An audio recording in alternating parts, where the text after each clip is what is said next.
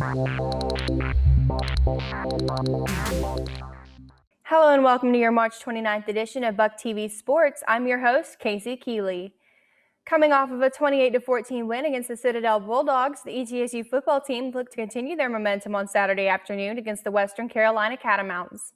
After a late start due to the rain and hail that pushed the showdown 90 minutes behind schedule, both teams got their game on at Green Stadium with an impressive first half. The visitors were the first on the board in only 7 plays, but ETSU made it clear that they were not backing down with a touchdown of their own. Sophomore kicker Tyler Keltner hit a program record 54-yard field goal to finish the first half with a tied score of 17-17. Following another 30-minute timeout due to inclement weather, junior running back Quay Holmes decided the fate of the game with a 64-yard drive that sealed the deal in favor of the blue and gold, with 12 minutes and 40 seconds left in the fourth quarter. The Bucs held on to win 24-17 for their first back-to-back victory this season. This raises them 3-1 record in SoCon play as they prepare to hit the road to play VMI in Lexington, Virginia on April 3rd. The ETSU softball team made their way to Greensboro, North Carolina for their first SoCon series against the UNCG Spartans. After losing both matches in a doubleheader on Friday afternoon, the Blue and Gold changed their pace for the match on Saturday when they finally secured a victory that afternoon. The first game proved to be difficult for the Bucs from the start. With a 2-point lead in the bottom of the sixth, the Blue and Gold were unable to gain enough momentum and lost in the first round 4-3. The nightcap fared nearly the same way as the first game of the day. The Buccaneers managed a 3-point lead in the top of the first, but were quickly shown up when UNCG took the lead by 1 point in the third. The game remained scoreless for the rest of the match, with ETSU losing 4-3. Saturday was a completely different ballgame, with ETSU scoring 6 runs on 5 hits in the top of the first and only striking out once in 31 total at-bats of the match. Redshirt senior pitcher Kylie Toller paid her dues, preventing the Spartans from scoring for the first of the 3 innings, but lost that streak in the bottom of the fourth with an RBI single.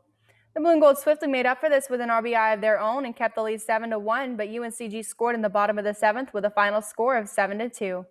ETSU will host Chattanooga this weekend with the first match of the 3-game series slated for 4 p.m. on Friday. ETSU's esports sector has been making leaps and bounds lately. We sat down with Jeff Shell, the head coach of ETSU Esports, to discuss the opportunities for students interested in the program. This year was our first official season. We spent a year getting set up, and then this has been our first year competing. It's easy to think about what we're doing like a track and field program. You know, like our shot put players also might run a little bit, but they're not doing relay, you know. So, you know, there are people with like a highly specialized set of skills that they've been developing for years. They are scholarship eligible as long as they meet a certain skill threshold and GPA requirements. This year, we handed out just a little over $20,000 in scholarships for our first year. And we're looking to increase that for next year as we add more scholarship recipients to the team. Virtually, if you just go to twitch.tv/ETSU Esports, we're live Thursdays, Saturdays, sometimes on Fridays, as well as if you check out our website, there's a link to join our Discord server where all of that really specific information gets posted. The full schedule's up on our website as well. Thanks again to Mr. Shell for making time to talk with us. We look forward to seeing the progress of esports in the years to come. In a similar fashion to the softball game, ETSU's baseball team lost both rounds of their doubleheader against the Sanford Bulldogs on Friday, but managed to get a win during the final match of the weekend series on Saturday afternoon. In their first away game of the Southern Conference this season, the Buccaneers were the first to break the ice in the third inning when sophomore infielder Ashton King hit an RBI double, bringing home senior infielder Reese Farmer. Senior outfielder Ethan Cady then brought King home and acted on a passed ball, giving the Bucs their third and final point of the match. In the second round that afternoon, the Bucs did not score until the fifth inning when sophomore catcher Noah Webb sent a 2-run homer to left center field. Unfortunately, the Bucs were unable to score after this and fell at a disappointing 10-2 loss. On Saturday, the Blue and Gold got an early lead over the Bulldogs and stayed in control of the game, winning the match 5-1 overall.